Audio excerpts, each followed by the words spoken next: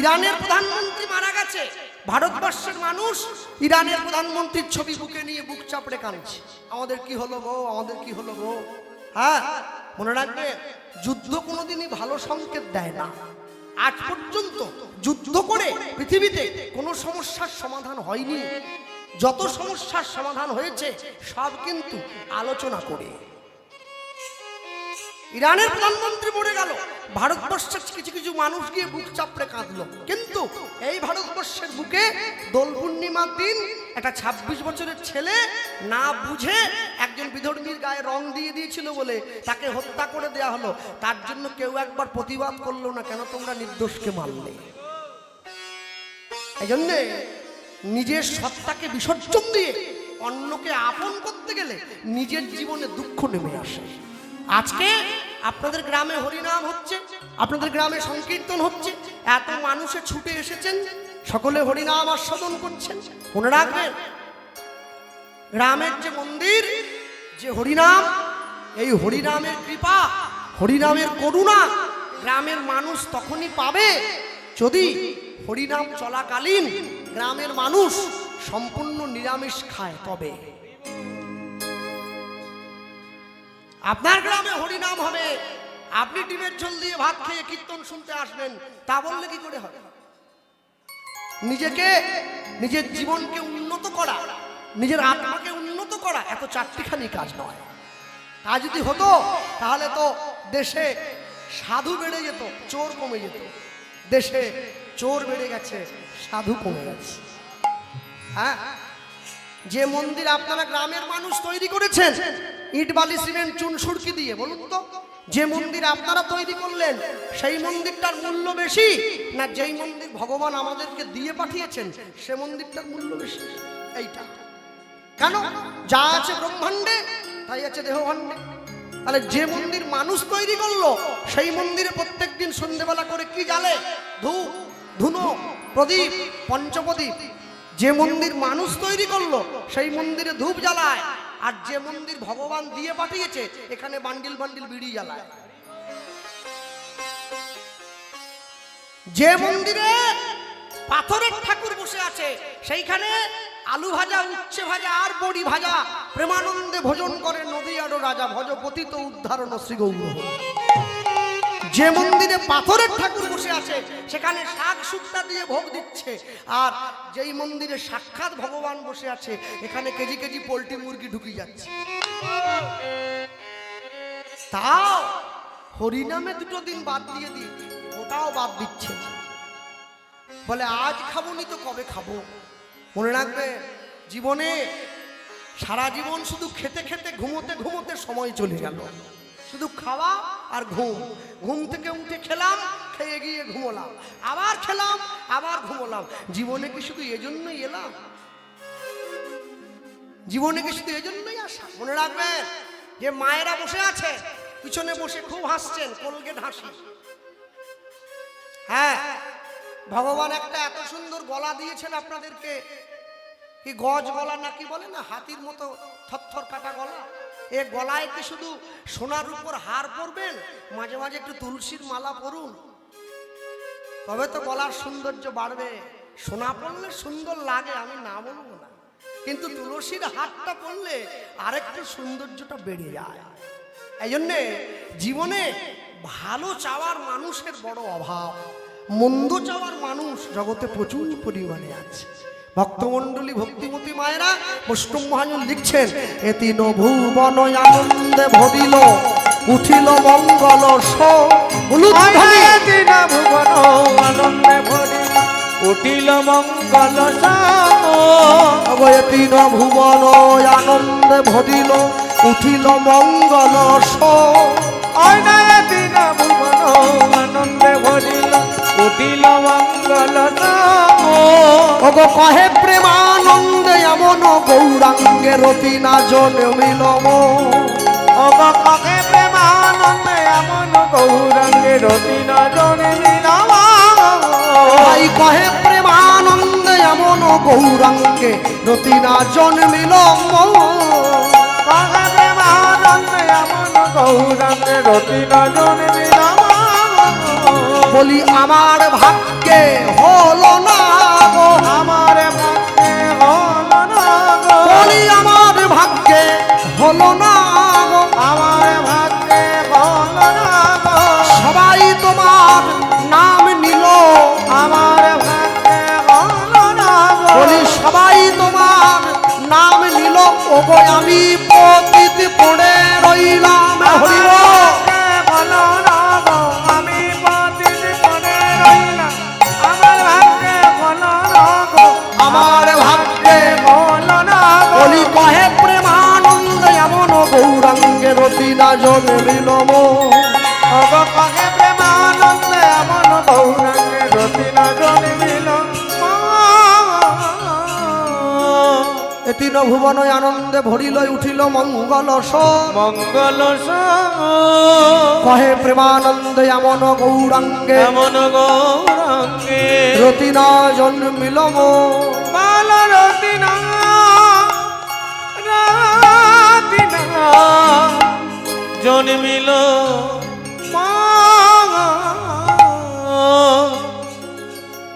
জগতে কিন্তু সবই হরিনাম। আসতে দেখবেন কেউ কেউ গাইছে না, ভজনিতাই গৌরাদের শ্যাম জপ হরে কৃষ্ণ হরে রাম, আছে এটাও হরিনাম। কেউ গাইছে শ্রীকৃষ্ণ চৈতন্য প্রভু নিত্যানন্দ হরে কৃষ্ণ হরে রাম শ্রী রাধা গোবিন্দ, এটাও হরিনাম। আবার কেউ কেউ গাইছে শ্রীকৃষ্ণ চৈতন্য প্রভু নিত্যানন্দ শ্রী অদ্বৈত গদাধর শ্রীবাসাদি গৌর ভক্তবৃন্দ, এটাও হরিনাম। জগতের সবই হরিনাম, কিন্তু যখন আপনি বলবেন মহামন্ত্র হরিনাম, তখন কিন্তু কোনো নাম আসবে না। তখন হরে কৃষ্ণ কৃষ্ণ কৃষ্ণ হরে হরে, হরে হরে হরে রাম রাম রাম হরে হরে। রাম রাম হরে হরে যখনই আপনি মহামন্ত্র হরিনাম বলবেন, তখনই এই নাম এসে গেল। এই জন্যে জগতের যত মন্ত্র আছে সব তো আমরা মুখস্থ করতে পারবো না, কিন্তু হরিনাম হলো মহামন্ত্র। এই একটা মন্ত্র মুখস্থ করলে সব মন্ত্রের কাজ হয়ে যায়। সব কোনো বাবার যদি 5টা ছেলে থাকে, পাড়ায় যদি কারো বিয়ে হয়, 5 ভাইকে আলাদা করে চিঠি দেওয়ার দরকার নেই। যদি বাবা বেঁচে থাকে, বাবার কাছে এসে নিমন্ত্রণ পত্রটা দিয়ে দিলে 5 ভাইকে বলা হয়ে যায়। এক গোবিন্দ চরণে ফুল দিলে সব দেবদেবীদেরকে পুজো দেওয়া হয়ে যায়। এই জন্যে মাঝে মাঝে একটু চোখ কান খোলা রেখে চলবেন, এতে জীবন সুন্দর হবে। আচ্ছা, বাংলায় একটা কথা আছে, মানুষে প্রচার করেছে, দেখবেন কি লোকে বলে ভগবান নাকি স্বীকার করেছে, ভক্ত মোরে খাওয়াইলে তবে আমি খাই, ভক্ত মোরে না দিলে মুই উপবাসে যাই, ভক্ত মোর মাতা পিতা, ভক্ত মোর গুরু, ভক্ত ভালোবেসে আমায় বলে বাঞ্ছা কল্পতরু। আচ্ছা, যদি ভগবান আমায় দেয় তবে আমি খাই, আচ্ছা যদি ভক্ত ভগবানকে দেয় তবে ভগবান খায়, আর যদি না দেয় তাহলে ভগবান নাকি উপোস করে বসে থাকে। ঠিক আছে, আমি মেনে নিলাম, প্রথমটা মেনে নিলাম। আচ্ছা, কিন্তু এটা তো মানবো না যে ভক্তের তোমাকে দেওয়ার ক্ষমতা নেই, সে না হলে তোমাকে না দিল, কিন্তু যার দেওয়ার মতো ক্ষমতা আছে সেও যদি না দেয়। হরিনামের এই কমিটির বাবুরা ভিক্ষা করেছে গ্রামের মাটিতে গিয়ে, করে না? হরিনামের জন্য ভিক্ষা, যে 10 টাকা নয় 11 টাকা, একটা 1 টাকার কয়েনও দিয়েছে 10 টাকার উপরে, 11 টাকা আর 500 চাল যে দিচ্ছে, ও কারো কাছে বলে বেড়াতে পারবে? লজ্জায় ঘুরতিছে, কিছু বলতে পারিনি। কিরে কত দিলি রে? আর এবছর তো চাষ ভালো হয়নি, একটা দিলাম আর কি। বলতে পারছে নি যে 10 টাকা আর 500 চাল দিয়েছি, কোন মুখে বলবে? আর আমার মেদিনীপুরে যে 1 টিন তেল দেয়, ওই মাইকালার কাছে কমিটির লোক বসে থাকে একটা কর্ডলেস ফোন নিয়ে, বড় বড় যারা দাতা আছে ওদের নাম প্রচারের জন্য। ও লোকটা বিড়ি খেয়ে 1 পাক দিয়ে এসে বলবে, একবার বল, আমাদের হরিনামে আমুক বাবু 1 টিন তেল দিয়েছে, ও আবার চলে গেল। আবার বিড়ি একটা খেয়ে এসে বলবে আরেকবার বল। ঘন্টায় 3 বার বলাচ্ছে।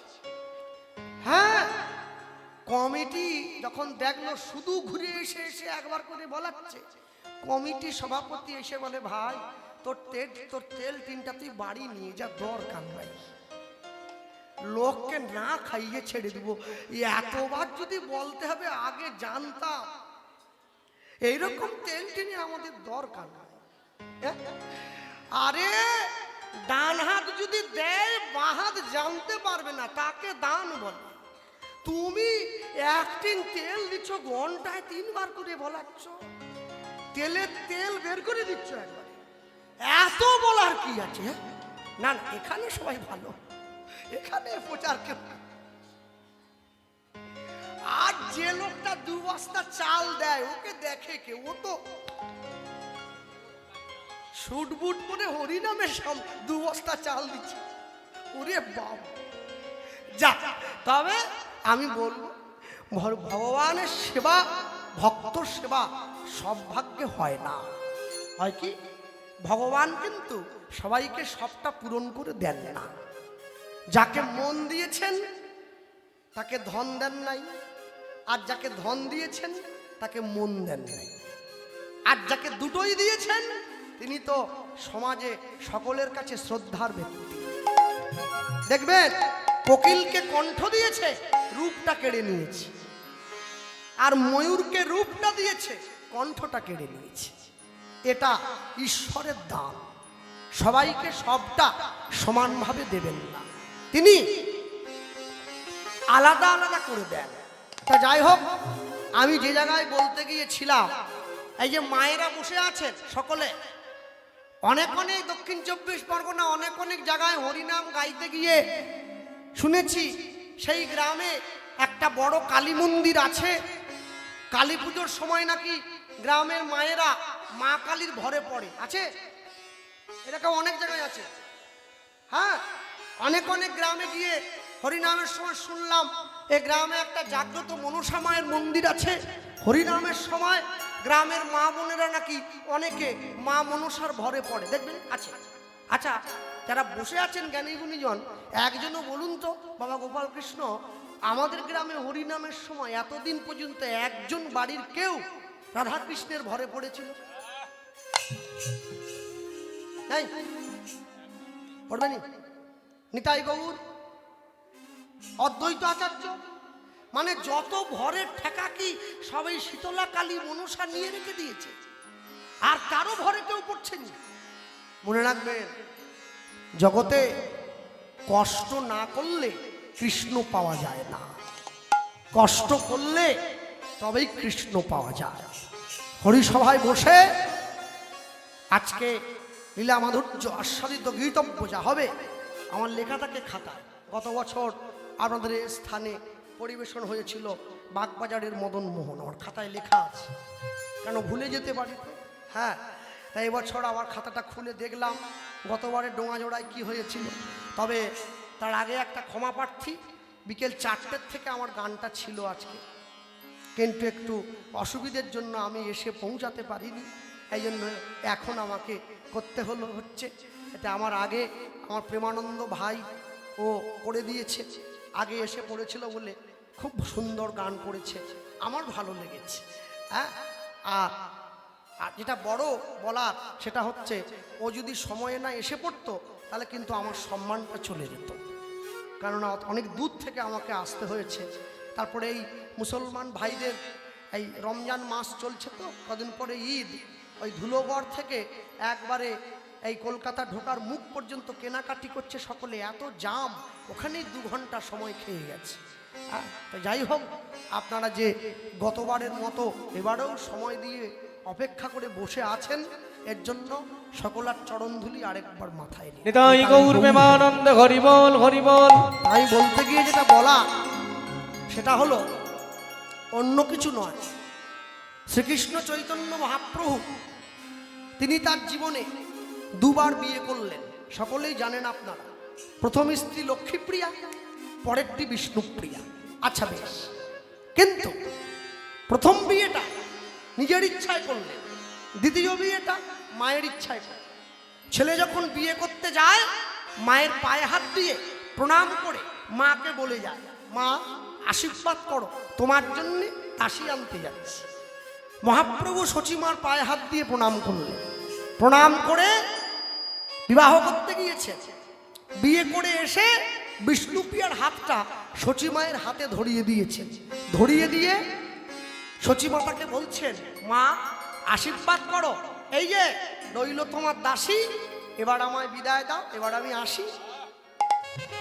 সে কি রে নিমাই, বৌমাকে নিয়ে একটু ফুলসজ্জার ঘরে বস, আমি যুগল দর্শন করি। আমার লক্ষ্মীনারায়ণের মতো মানিয়েছে দুটিকে। হ্যাঁ, মহাপ্রভু বিষ্ণুপ্রিয়ার হাত ধরে ফুলসজ্জার ঘরে গিয়ে বসলেন। বসে বিষ্ণুপ্রিয়াকে দেখাচ্ছেন, দেখো বিষ্ণুপ্রিয়া, আজ আমাদের ফুলসজ্জা। মনে রেখো, মানুষ যেদিন ফুলের ওপরে ঘুমায় সেদিন তার ফুলসজ্জা হয়, আর ফুল যেদিন মানুষের ওপরে ঘুমায় সেদিন তার অন্তিম সজ্জা হয়। তা আজ আমাদের ফুলসজ্জা। এই ফুলসজ্জার রাত্রিতে বিষ্ণুপ্রিয়াকে ছেড়ে আমাদের মতো কলিযুগের জীবের জন্য মহাপ্রভু সন্ন্যাস হয়েছে। আর এই সন্ন্যাস হয়ে নিতাই চাঁদেরকে সঙ্গে নিয়ে মহাপ্রভু চলে যাচ্ছেন কোথায়? পুরীধাম, জগন্নাথ দর্শনের জন্য। আর এই যে পুরীধাম যাচ্ছেন জগন্নাথ দর্শন করতে, এই জগন্নাথ দর্শনের পথে নিতাই চাঁদের হাতটা ধরে নিয়েছেন। দাদা, আমি কি একা যাব? তুমি আমার সঙ্গে চলো। আস্তে, যে মায়েরা বসে আছে হাত তুলুন তো, কারা কারা পুরী গিয়েছেন দেখি একটুখানি। বা বাবারা তো অনেকে গিয়েইছে, নতুন করে আর কি বলবো। আচ্ছা, আরেকবার হাত তোলো, কারা কারা পুরীতে গিয়ে ভেটকি মাছের চপ খেয়েছে?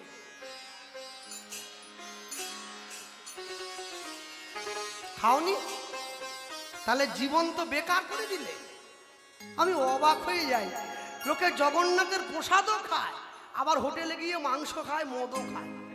ইস, তাহলে পুরী যাওয়ার দরকার কি? ঘরে বসে খাও। মনে রাখবে, আমাদের দীঘাতেও একটা জগন্নাথের মন্দির হয়েছে, যাবেন সকলে। বাবা গিয়েছেন নাকি? যান নাই? যাবেন, আমার বাড়ি থেকে সামনে। আর যদি যান তাহলে গরিবের বাড়িতে চরণধুলি দিয়ে যাবেন। তবে দয়া করে দীঘাতে যাবেন সবাই, কিন্তু দয়া করে দীঘার জগন্নাথ মন্দিরটা কেউ আর জগন্নাথ ধাম বানিয়ে ফেলবেন না যেন। দীঘা হলো মন্দির, পুরী হলো ধাম। ধাম আর মন্দির এক নয়। ভক্তমণ্ডলী মায়েরা, দুই ভাই একে অপরের হাত ধরেছে, আমরা শুনছি বসে হরিসভা। পরম বৈষ্ণব ছিল জগন্নাথ অনুগত প্রাণ, জগন্নাথ অনুগত বৈষ্ণব মাধব দাস গোস্বামী পাদের জীবনী কথা। দুই ভাই হাত ধরেছে, হাত ধরে জগন্নাথ দেখতে যায়। এক ভাই আরেক ভাইকে ডেকে বলছে, গৌরে এলো রে। অগণিত ভক্ত পিছনে সকল, সোনার নদী যায় উলুধ্বনি। এখনো দাওনি? হরিধ্বনি শব্দ শোনা যায় আমাদের গৌরে এলো।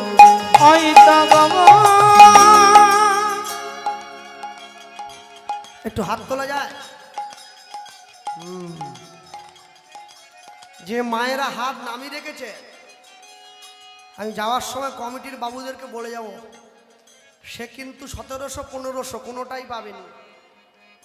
লক্ষ্মীর ভাণ্ডারের কথা বলছি, বন্ধ হয়ে যাবে। তুলে থাকো, গৌরে এলো রে সোনার নদিয়া উলুধ্বনি হরির ধ্বনি শব্দ শোনা যায় মোদে গৌরে এলো উলুধ্বনি।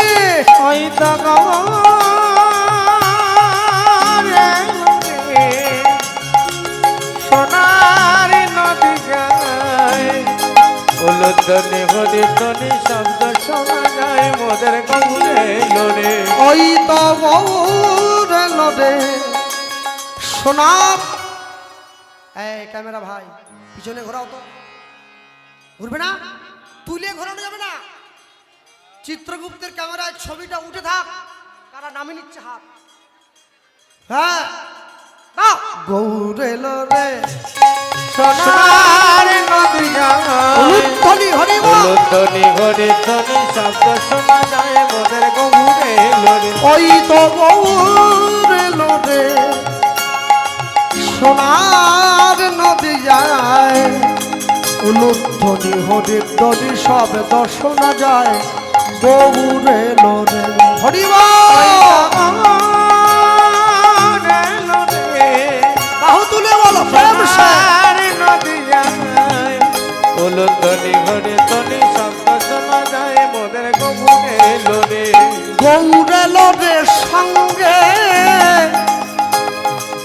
নিতাই এলো রে গৌর এলো রে সঙ্গে নিতাই এলো রে। ওই তো গৌর এলো রে সঙ্গে নিতাই এলো রে গৌর এলো রে সঙ্গে নিতাই এলো রে। গৌর এলো রে সোনার নদী যায় উলুধ্বনি হরির ধ্বনি শব্দ শোনা যায় মোদের গৌর এলো রে হরি হরি গৌর এলো রে সোনার নদিয়ায় উলুধ্বনি হরি ধ্বনি শব্দ শোনা যায় গৌর এলো রে। কে কে তোরা নাম নিবি রে ছুটে ছুটে আয় ওই নাকে কে তোরা নাম নিবি রে ছুটে ছুটে গায়। ওই না কে কে তোরা নাম নিবি রে ছুটে ছুটে আয় কে কে তোরা নাম নিবি রে ছুটে ছুটে গায়। এ প্রেম জীবের লাগি নিতাই গৌর আপন বিলা এ প্রেম জীবে লাগি নিতাই গৌর আপনে বিলায়। হয়তো গৌর এলো রে সোনার নদী যায় উলুধ্বনি হরি ধ্বনি শব্দ শোনা যায় মোদের গৌর এলো রে ওই হরি গৌর হরি এলো রে সোনার নদিয়ায় উলুধ্বনি হরি ধ্বনি শব্দ শোনা যায় গৌর এলো রে।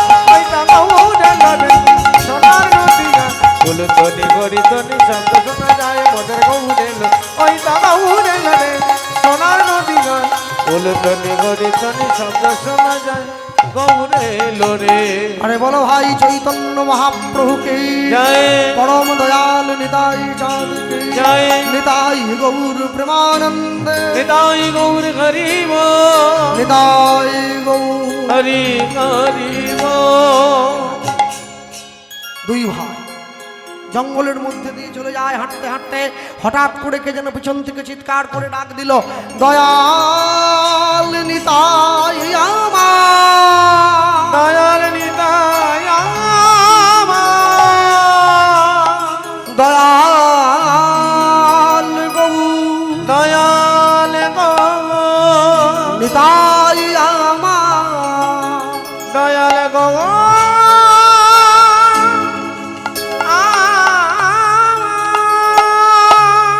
দুই ভাই দাঁড়িয়ে পড়েছে ঘন জঙ্গলের মধ্যে চিৎকার করে আমাদের নাম ধরে কে ডাকলো দুই ভাই চারদিকে তাকিয়ে দেখছে কেউ তো কোথাও নেই হঠাৎ করে লক্ষ্য করছে অনেক দূরে এক গাছের তলায় এক বয়স্ক মা বসে আছে দুই ভাইকে হাত বাড়িয়ে ডাকছে হৃদয় গৌর আমি ডেকেছি আমি